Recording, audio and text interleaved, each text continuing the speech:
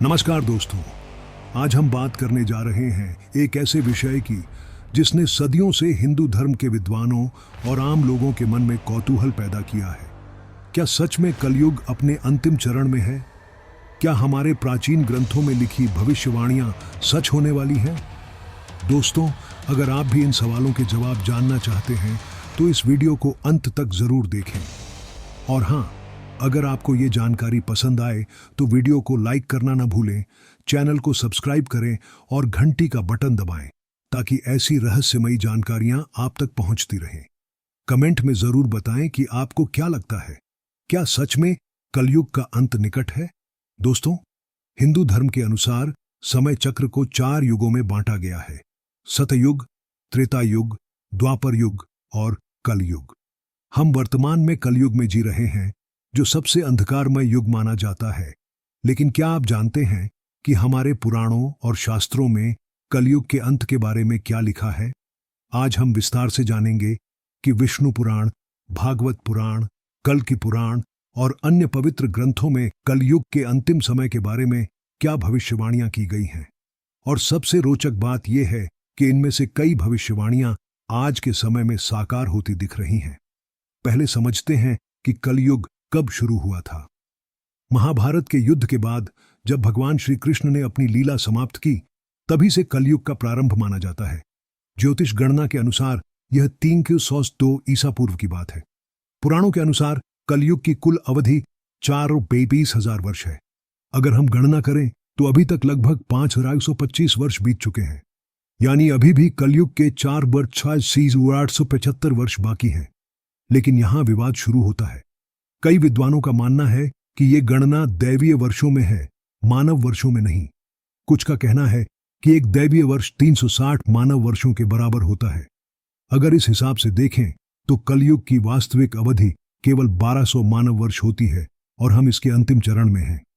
भविष्य पुराण में कलयुग के अंतिम समय के बारे में जो लिखा है वह सुनकर आप हैरान रह जाएंगे।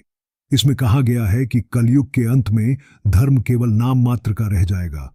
लोग अपने माता पिता का सम्मान नहीं करेंगे, गुरुओं का अपमान होगा, स्त्रियां स्वच्छंद हो जाएंगी, पुत्र अपने पिता की हत्या करेंगे, भाई भाई में शत्रुता होगी। क्या ये सब आज के समय में दिखाई नहीं दे रहा? सोशल मीडिया पर रोज ऐसी खबरें आती हैं जहां बच्चे अपने माता पिता के साथ दुर्व्यवहार करते हैं। पारिवारिक मूल्यों का पतन हो रहा है। भविष्य पुराण आगे कहता है कि व्यापारी छल कपट से धन कमाएंगे, न्यायाधीश रिश्वत लेकर न्याय बेचेंगे, राजा प्रजा का शोषण करेंगे, ब्राह्मण वेदों को भूल जाएंगे और मांस मदिरा का सेवन करेंगे। विष्णु पुराण में कलयुग के अंतिम काल का वर्णन और भी भयावह है। इसमें लिखा है कि कलयुग के अंत में मनुष्यों की आयु घटकर केवल 12 वर्ष रह जाएगी। 5-6 वर्ष की आयु में ही लड़कियां मां बन जाएंगी, पेड़ बौने हो जाएंगे, अन्न में पौष्टिकता नहीं रहेगी, गाय बकरी के समान छोटी हो जाएगी। पुराण आगे कहता है कि बारिश अनियमित होगी, कहीं बाढ़ तो कहीं सूखा पड़ेगा, फसलें नष्ट हो जाएंगी, महामारियां फैलेंगी, युद्ध और हिंसा सर्वत्र होगी, धर्म के नाम पर लोग एक दूसरे को मारेंगे। क्या आपको नहीं लगता कि जलवायु परिवर्तन, कोरोना जैसी महामारी और धार्मिक हिंसा, ये सब इन भविष्यवाणियों की ओर इशारा कर रहे हैं? श्रीमद् भागवत महापुराण के 12वें स्कंध में कलयुग के लक्षण विस्तार से दिए गए हैं। इसमें लिखा है कि सुदूर देशों के लोग भारत में आकर राज करेंगे, विदेशी संस्कृति का बोलबाला होगा, लोग अपनी भाषा और संस्कृति को भूल जाएंगे, मांसाहार सामान्य हो जाएगा, गंगा और अन्य पवित्र नदियां प्रदूषित हो जाएंगी। देखिए कितनी सटीक भविष्यवाणी है। आज अंग्रेजी का बोलबाला है, पश्चिमी संस्कृति की नकल हो रही है, नदियों का प्रदूषण चरम पर है। भागवत आगे कहता है कि कलयुग के अंत में शासक लुटेरे बन जाएंगे। वे करों के नाम पर प्रजा को लूटेंगे, न्याय व्यवस्था भ्रष्ट हो जाएगी, पैसे वाला ही सही माना जाएगा, गरीबों का कोई सुनने वाला नहीं होगा। सभी पुराणों में एक बात समान है, कलयुग के अंत में भगवान विष्णु कल की अवतार लेकर धर्म की पुनर्स्थापना करेंगे। कल की पुराण के अनुसार जब पृथ्वी पर पाप का बोझ असहनीय हो जाएगा, जब धर्म का नाश हो जाएगा, जब साधु संत दुखी होंगे, तब भगवान विष्णु श्वेत अश्व पर सवार होकर कल की रूप में अवतरित होंगे। कल की पुराण में लिखा है कि वे शंभल नामक गांव में विष्णुयश नामक ब्राह्मण के घर जन्म लेंगे। शंभल को लेकर विद्वानों में मतभेद है। कुछ इसे उत्तर प्रदेश में मानते हैं, कुछ हिमाचल में। दोस्तों, अभी तक हमने जाना कि हमारे पुराणों में कलयुग के अंत के बारे में क्या लिखा है, लेकिन अभी तो और भी रोचक जानकारियां बाकी हैं। अगर आपको ये जानकारी अच्छी लग रही है तो वीडियो को लाइक करना न भूलें। और हां, कमेंट में जरूर बताएं कि क्या आपको लगता है कि ये भविष्यवाणियां सच हो रही हैं। क्या आपने अपने आसपास ऐसे संकेत देखे हैं? आपके विचार जानने के लिए मैं उत्सुक हूं। अगर आपने अभी तक चैनल सब्सक्राइब नहीं किया है तो कर लीजिए, क्योंकि आगे हम और भी रहस्यमयी विषयों पर चर्चा करेंगे। अब बात करते हैं उन संकेतों की जो बताते हैं कि कलयुग अपने अंतिम चरण में है। पहला संकेत है प्राकृतिक आपदाएं। पुराणों में लिखा है कि कलयुग के अंत में भूकंप, बाढ़, सूखा, महामारी बढ़ेगी। पिछले कुछ दशकों में प्राकृतिक आपदाओं में जो वृद्धि हुई है वह चिंताजनक है।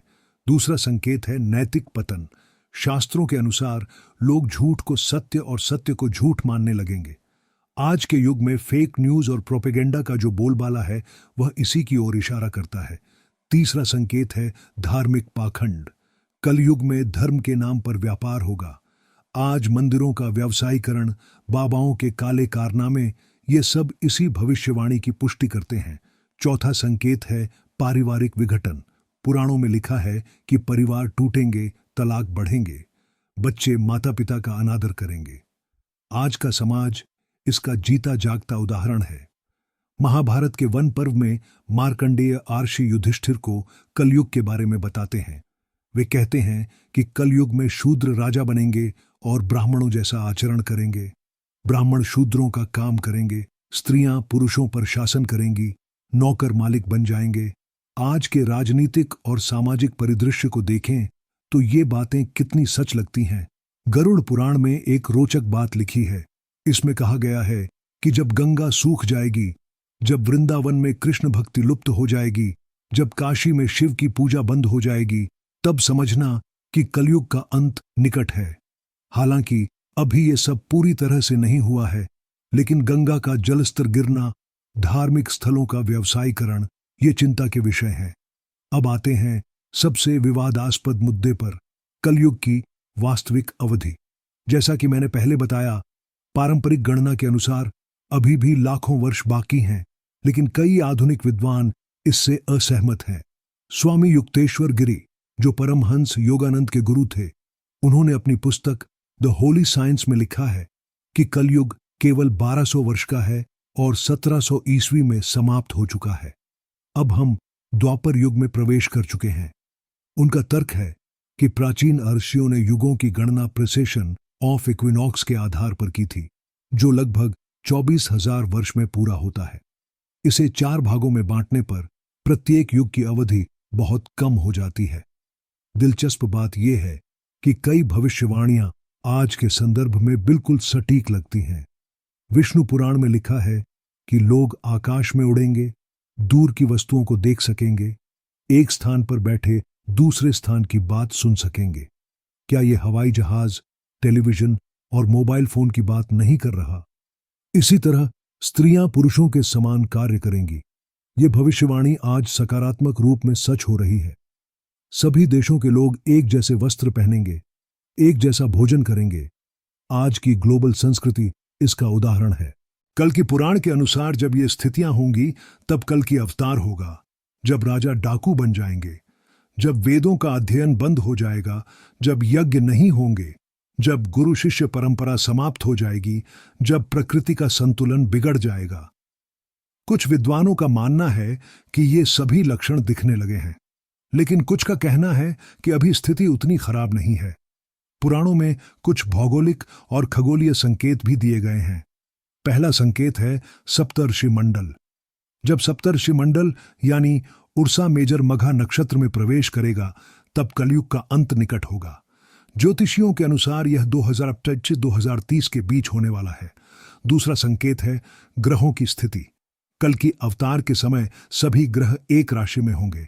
ऐसी स्थिति हजारों वर्षों में एक बार आती है। तीसरा संकेत है धूमकेतु। एक विशाल धूमकेतु दिखाई देगा जो विनाश का संकेत होगा।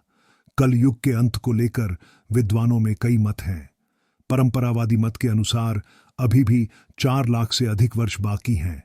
वे कहते हैं कि अभी जो हो रहा है वह कलयुग की शुरुआत मात्र है। सुधारवादी मत मानता है कि युगों की गणना में कहीं गलती हुई है और वास्तविक अवधि बहुत कम है। कुछ विद्वान प्रतीकात्मक व्याख्या करते हैं और कहते हैं कि युग व्यक्तिगत चेतना की अवस्थाएं हैं, काल गणना नहीं। आधुनिक वैज्ञानिक इसे मिथक मानते हैं और कहते हैं कि ये केवल नैतिक शिक्षा के लिए लिखी गई कहानियां हैं। भविष्यवाणियों पर विश्वास करें या न करें, लेकिन एक बात तो तय है कि आज का समय चुनौतीपूर्ण है। पर्यावरण संकट, नैतिक मूल्यों का ह्रास, हिंसा और अशांति, ये सब वास्तविक समस्याएं हैं। हमारे शास्त्र कहते हैं कि कलयुग में भी धर्म का पालन करने वाले सुरक्षित रहेंगे। भगवद गीता में कृष्ण कहते हैं, यदा यदा ही धर्मस्य ग्लानिर्भवति भारत अभ्युत्थानम धर्मस्य तदात्मानं सृजाम्यहम्। अर्थात जब जब धर्म की हानि होती है तब तब मैं अवतार लेता हूं। कई संत और महात्मा कहते हैं कि कलयुग वरदान भी है। इस युग में थोड़े से पुण्य से भी मोक्ष मिल सकता है। केवल नाम जप से ही मुक्ति संभव है। तपस्या और कठिन साधना की आवश्यकता नहीं। तुलसीदास जी ने रामचरितमानस में लिखा है, कलयुग केवल नाम आधारा, सुमिर सुमिर नर उतरहिं पारा। आइए देखें कि हाल की कुछ घटनाएं कैसे पुराणों की भविष्यवाणियों से मेल खाती हैं। कोविड-19 महामारी। पुराणों में लिखा है कि कलयुग के अंत में अज्ञात रोग फैलेंगे जिनका कोई इलाज नहीं होगा।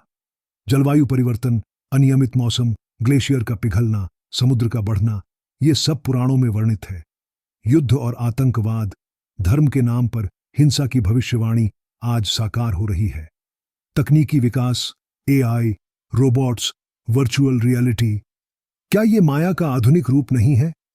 कुछ विवादास्पद व्याख्याएं भी हैं जिन पर विद्वान एकमत नहीं हैं। कुछ का मानना है कि कल के अवतार कोई व्यक्ति नहीं बल्कि एक वैचारिक क्रांति होगी। कुछ कहते हैं कि परमाणु युद्ध ही प्रलय होगी जिसके बाद नई सभ्यता का जन्म होगा। एक मत यह भी है कि कल के अवतार पश्चिम में होगा, भारत में नहीं। कुछ का दावा है कि कल की अवतार हो चुका है लेकिन अभी प्रकट नहीं हुआ है। वैदिक ज्योतिष के अनुसार 2025-2030 का समय बहुत महत्वपूर्ण है।